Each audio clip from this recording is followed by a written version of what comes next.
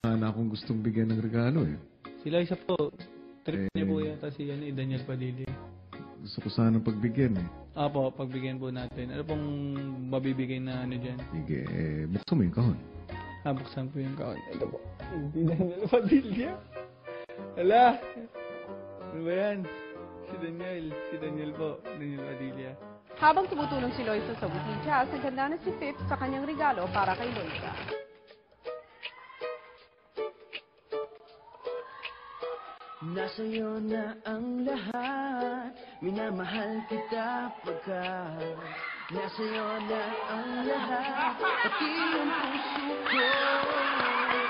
Nasa'yo na ang lahat, minamahal kita pagkat nasa'yo na ang lahat, pati ang puso ko.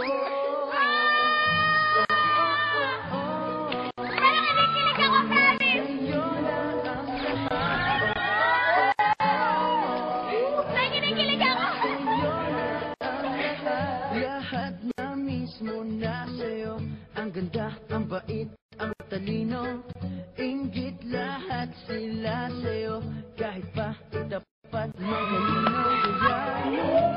Hindi po, kasi sobrang nung simula po na pumasok po ako dito, parang hindi ko na po nakikita si Daniel Padilla sa pictures po. Tapos ngayon po, nakita ko po ulit yung mukha niya po. Kaya thank you po, Kuya. Ang hinahanap mo, sa'yo na ang lahat, minamahal kita pagkat. Mahal ko si Loisa. Huwag niyo akong inaano. Pag si Loisa, mahal ko si Loisa. Pasensya ka na, Joshua, pero mahal ko si Loisa. Mahal ko si Loisa. People change. People change. Siguro kailangan.